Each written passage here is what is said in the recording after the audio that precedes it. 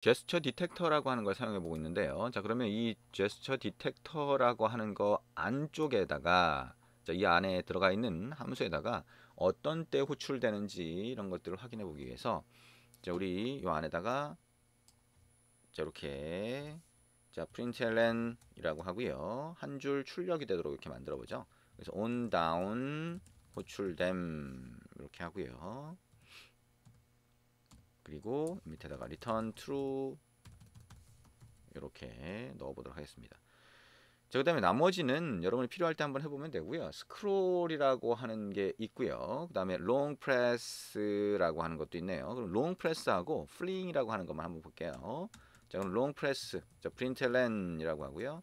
on long press 호출됨 이렇게 출력이 되도록 하고 마찬가지로 return true 해보겠습니다.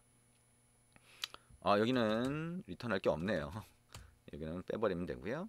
그 다음에 여기 onFling이라고 하는 게 있죠. 자, onFling이라고 하는 거 쪽으로 가서 자, onFling에 대한 정보 마찬가지로 println이라고 하고요. onFling 호출됨 이렇게 해보겠습니다. 근데 여기다가는 이 파라미터로 전달된 게 더 있죠, 그죠? 그러니까 얘가 모션 이벤트 객체가 두 개가 있네요. 그러니까 두 개의 이벤트 정보를 얘가 한꺼번에 전달해 준다라고 하는 걸 알 수가 있고요. 이 velocity x하고 y가 있네요. 자, 이게 속도를 가리킵니다. 우리가 손으로 휙 했을 때, 손가락으로 휙 했을 때, 이제 그때의 속도 같은 것들을 얘가 계산해 준다라고 하는 거 짐작할 수가 있겠죠. return true 이렇게 한번 해봅니다. 자, 이 상태에서 이제 우리가 한번 테스트를 해보죠. 다시 실행을 하고요. 앱을 다시 실행해서 이번엔 두 번째 영역 여기가 되겠죠. 두 번째 뷰의 영역에다 놓고 이렇게 한번 씩 해봅니다. 자, 잡아당겼더니 온 다운. 자, 눌렸을 때 온 다운이 호출되나 보죠. 그 다음에 자, 쉬익 했더니 어떻게 돼요? 온 플링 호출됨이라고 하면서 자, velocity x와 velocity y라고 하는 게 여기 나온 거를 볼 수가 있습니다. 자, 이렇게 나오네요. 그죠? 자, 이렇게 출력되는 걸 볼 수가 있습니다. 자, 필요할 때 이 정보를 활용해서 우리가 어떤 기능을 만들거나 이렇게 할 수 있다라고 하는 정도 일단 생각을 해두시면 될 것 같습니다. 그래서 제스처라고 하는 걸 쓰면 우리가 스크롤이나 플링이라고 하는 걸 이용할 수 있다라고 하는 정도 생각을 해보면 될 거고요. 그래도 터치 이벤트를 직접 사용을 하는 경우 그걸 이용해서 직접 뭔가 기능을 세부적으로 만드는 경우가 상당히 많다. 자, 그러면 터치 이벤트를 좀 더 정확하게 이해하는 거 이게 더 중요할 수도 있겠죠. 자, 그 정도 자, 이벤트에 대해서 같이 알아봤습니다. 터치 이벤트에 대해서. 자, 이번에는 키 이벤트를 알아볼 텐데, 키 이벤트는 우리가 이제 스마트폰 같은 경우에는 이 키패드가 올라오잖아요. 우리가 입력 상자 같으면 입력 상자 딱 선택하면 아래쪽에서 키패드가 딱 올라와서 입력할 수 있죠. 그러면 그 키를 누를 때마다 이벤트라고 하는 걸 우리가 전달받을 수가 있어요. 그래서 사용자가 어떤 키를 누르는지를 다 확인할 수가 있고요. 물론 이제 모든 키를 다 확인할 수 있는 건 아니에요. 어떤 키는 뭐 예를 들면 해킹하는 데 사용이 될 수도 있고 하기 때문에 그걸 확인할 수 없는 경우가 생길 수는 있는데 일반적으로는 키 값을 확인할 수 있는 방법을 제공해 주는 경우가 대부분입니다. 그래서 안드로이드 같은 경우에도 이 키 값을 확인할 수 있도록 되어 있고요. 자, 그러면 그거를 이 상태에서 한번 확인을 해 보도록 할게요. 자, 일단 여기서는 입력 상자를 우리가 넣은 적이 없으니까 키 값을 직접 키패드로 입력하는 거는 확인하기가 좀 쉽지 않죠. 그래서 여기 보면 시스템 버튼들이 있어요. 아래쪽에 보면 시스템 백 버튼이 있고요. 그 다음에 여기에 홈 버튼이 있고 그 다음에 메뉴 버튼 같은 것들이 있죠. 그래서 시스템 백 버튼을 처리해야 되는 경우가 상당히 많습니다. 예를 들면 여러분이 앱을 만들었는데 이전 뒤로 돌아가기를 하는데 사용자가 뒤로 돌아가기를 눌렀을 때 문제가 생길 수 있는 경우가 있다라고 하면 이 뒤로 돌아가기 기능을 막아놓는 게 필요할 수가 있겠죠. 자, 그걸 한번 해보도록 합니다. 자, println이라고 하는 거 위쪽에다가 커서를 두고요. 자, 오른쪽 마우스 버튼 눌러서 자, generate 그 다음에 override methods라고 하면 이 activity라고 하는 화면 안에 들어가 있는 함수들 중에서 필요한 거를 재정의 할 수 있도록 override 할 수 있도록 override가 재정의라고 얘기할 수가 있겠죠. 재정의 할 수 있는 함수들이 쭉 보여져요. 그러면 이게 위에 상단에 왼쪽에서 두 번째가 되겠죠. 이걸 누르면 자, 알파벳 순으로 정렬이 됩니다. 자, 이 중에 여기 보면 onKey down이라고 하는 게 보이죠. onKey down. 자, 이 메소드를 선택하고 OK 누르면 자, 함수가 이렇게 자동으로 딱 입력이 됩니다. 온키 다운이라고 하는 거를 이렇게 넣어주면 얘는 우리가 키가 눌렸을 때 자동으로 호출이 돼요. 그리고 어떤 키 코드, 어떤 키가 눌려졌는지를 구분할 수 있게 해주는 거죠. 그러면 여기 안에다가 코드를 한번 넣어 보도록 합니다. 자, if 문을 한번 써볼게요. if라고 하고 키 코드라고 하는 숫자 값이 전달이 되는데 이 키 코드가 키 이벤트 점 해서 보면 키 코드라고 하는 대문자로 된 상수가 있는데 키 코드 밑줄 긋고 백이라고 하는 게 있어요. 자, 이거는 시스템 백 버튼을 얘기합니다. 시스템 백 버튼이 눌려졌을 때 이게 호출된다라고 하는 거죠. 자, 그럼 이 상태에서 프린틀n 한번 해볼까요? 자, 프린틀n이라고 하고요. 이 상태에서 시스템 백 버튼이 눌렸어요 라고 글자가 하나 출력되도록 한번 해보죠. 그 다음에 밑에다가 return true라고 하고요. 자, 이 외에는 return false 이렇게 한번 해봅니다.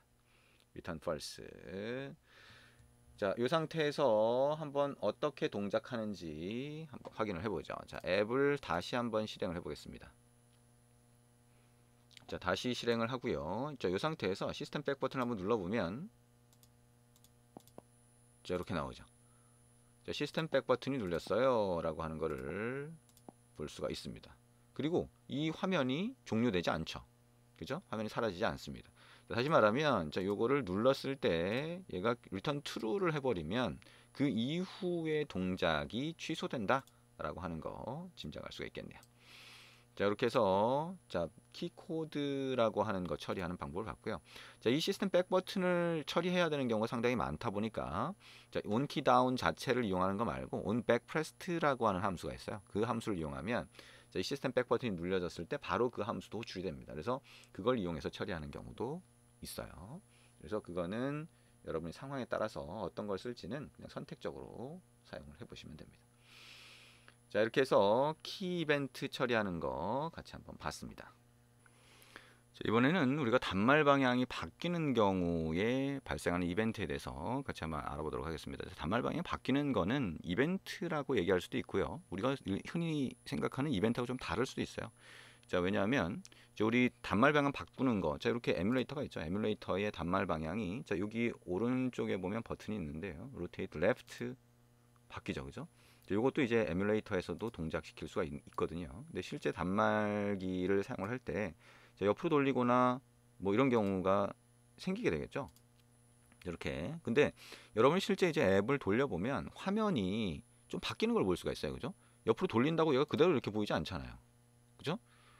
자, 옆으로 돌리면 옆으로 돌렸을 때 화면이 자, 똑바로 다시 세워지는 걸 볼 수가 있어요, 일반적으로. 자, 그거는 안드로이드에서는 기본적으로 여러분의 이 화면을 만들고 나면 이 돌렸을 때도 정상적으로 보이게 하기 위해서 여러분의 화면을 한번 없앴다가 다시 만들면서 가로 방향에 딱 맞춰줘요. 기본 동작이 그렇다는 거죠. 그래서 그게 결국에는 이 단말의 방향이 돌아가는 거는 돌아갔다라고 하는 걸 일반적으로 이제 그 내부에 단말 내부에 자, 센서라고 하는 하드웨어에서 그 정보를 알려주면 그걸 이용해서 단말이 돌아갔다는 걸 이해하게 되고 OS에서 그걸 이용해서 여러분의 앱의 화면을 조절해 주는 거거든요. 그런 메커니즘이 있는데 이 단말 방향이 돌아갔다라고 했을 때 무조건 그렇게 되게 한다면 우리가 어떨 때는 그냥 고정시키고 싶고 그죠? 돌아가지 않게 만들고 싶고 또 어떨 때는 돌아갔을 때 모양이 좀 다르게 만들고 싶고 이런 상황들이 생길 거예요. 그래서 돌아갔을 때 그때 이게 지금 돌아갔다라고 하는 걸 알 수 있게 해줘요. 그래서 그걸 같이 한번 확인해 보도록 할 겁니다. 자, 이전 화면의 거는 파일에 클로즈 프로젝트 눌러서 종료를 시키면 되겠죠.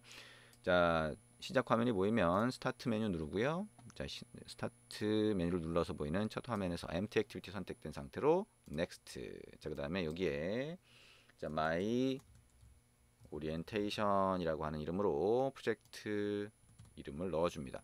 패키지 네임에서 my자 빼주고요. 그다음에 finish 눌러봅니다. 자, 새로운 프로젝트가 만들어지겠죠. 자, 새로운 프로젝트가 만들어지면 하단에 보이는 창 줄여주고요. 왼쪽 창 줄여줄 수 있는데 자, 일단 왼쪽 창을 그대로 놔둬볼까요? 그 상태에서 액티비티 메인 화면으로 가서 일단 자, 화면 레이아웃을 한번 조정해 보도록 할게요. 자, 이 화면 레이아웃은요. 자, 헬로 월드라고 하는 거 선택해서 딜리트 눌러줘도 되고요. 자, 이 상태에서 컨스트레인트 레이아웃이죠. 자, 여기다가 텍스트 뷰를 새로 갖다 놔 볼게요. 자, 텍스트 뷰를 자, 상단 쪽으로 갖다 놔 볼까요? 상단 가운데 쪽으로 한번 갖다 놔 볼게요. 텍스트 뷰를 상단 가운데. 자, 여기 아이고 가이드선이 보일 때 자, 여기에 맞춰 보면 되겠네요. 자, 이렇게 맞춰 보고요. 자, 이 글자가 이렇게 돼 있죠. 자, 여기에 일단 기본이 세로 방향이니까 세로 방향이라고 글자를 바꿔 주고요. 글자가 좀 작죠? 그러면 요 아래쪽으로 내려서 속성 중에 자, 텍스트 사이즈라고 하는 걸로 가서 자, 50 sp 아주 크게 만들어 봅니다. 자, 그 다음에 색상도 한번 건드려 볼까요? 자, 텍스트 컬러라고 하는 데로 가서 자, 빨간색 자, 이렇게 한번 넣어보고요. 그 다음에 백그라운드라고 하는 배경색 한번 바꿔봅니다. 배경색. 자, 배경색이라고 하는 거 이쪽으로 가면 되겠죠? 자, 그 이쪽으로 가서 자, 요 색깔 한번 넣어봅니다. 여러분 뭐 어떤 색깔 넣어도 상관은 없고요. 자, 근데 지금 우리가 글자 색깔을 지금 바꾸고 있네요. 자, 글자 색깔 바꾸는 거는 빼고요.